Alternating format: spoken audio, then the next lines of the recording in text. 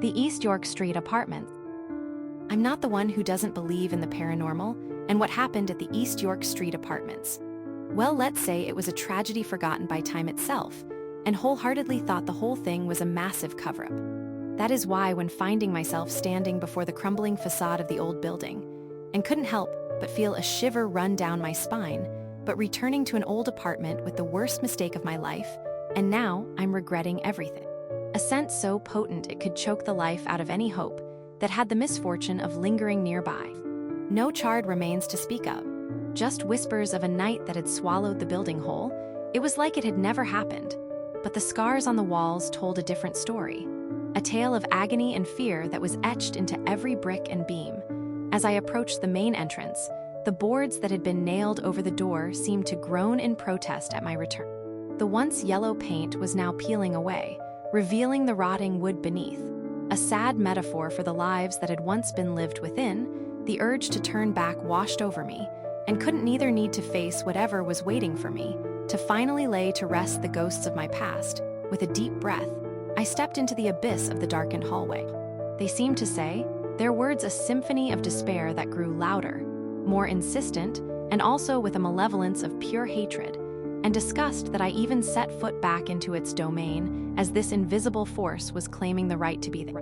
Like a gaping mouth waiting to devour me whole when stepping over the threshold, and the air grew colder, heavier with the weight of the years.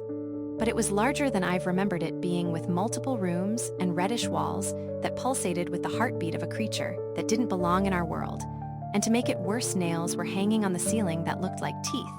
And when touching one of the walls, it was warm with a trail of slime like saliva dripping down as the breathing got heavier and aggressive. It was like staring into the mouth of hell itself and knowing that you're about to be swallowed whole. With trembling hands, and after reaching for the door handle, it looked back at me with a grin that sent a shiver down my spine as it dived into the substance, shrieking in pain and pleasure. The whispers turned into screams, the laughter into a cacophony of rage, and I could feel it. The thing that had been waiting, the thing that had been watching, the thing that had been born in the fire, it was coming for me, and it was closer than ever, my chest tight, my legs burning, causing me to stumble down the stair. I've now been in the clutches of this living building, and its interior, while navigating the terrifying environment and dealing with the deformed inhabitants for days, and it seems like there is no escape from the grip of the East York Street apartments. The whispers turned into screams, the laughter into a cacophony of rage, and I could feel it.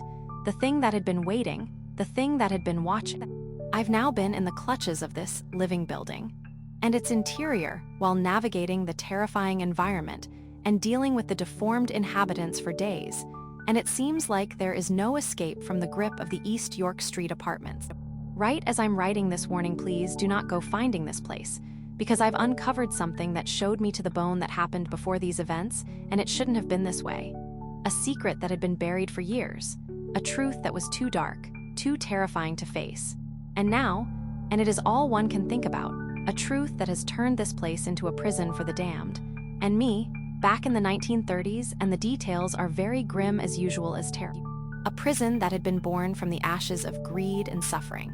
And allegedly, he murdered his wife Norma for just making him angry by throwing her down a flight of stairs.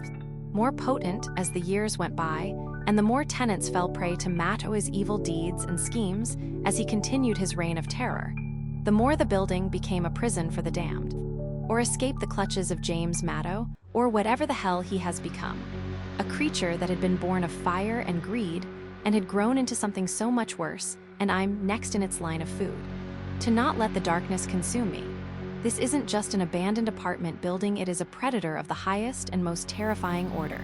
And it will never let me go, never let anyone who enters escape. The East York Street apartments isn't just a place. It is a living nightmare, a tomb for the forgotten. And the damned, if a person crosses through the threshold, they now one of them, trapped in this hellish labyrinth of despair. My every breath a silent scream, my every heartbeat a mournful lament. My every step bringing me closer to nearest the light flickers, and the creature's breath grows hot on the back of my neck. Upon realizing that this is where my story ends, and the building's never-ending cycle of horror continues, forevermore, never to be forgotten by the souls it has claimed and the darkness it has spawned. No sign of struggle, No evidence of foul play, and the whispers grew louder, more intense. The walls seemed to close in around me. The creature that had been born of the building's despair and anger had found me. And now it was going to make sure that I never left, that I would become just another story. Another whisper in its eternal symphony of horror. And the same laughter that had driven me to the edge of madness. And now it was coming closer. The creature that had been born from the fires of hell was coming for me, and there was no escape. A creature that had been born from the ashes of greed and despair. A creature that had grown stronger with each passing year. And now it had me in its grasp, never to let go. But my fight is not over yet, and it is about to begin when I'm planning to get to the bottom of the East York Street apartments, and its most terrifying, repulsive, and disturbing history of unsolved murders, mysterious disappearances, strange sightings, deformed animals, unusual people, and other paranormal activity as well as distortions in time.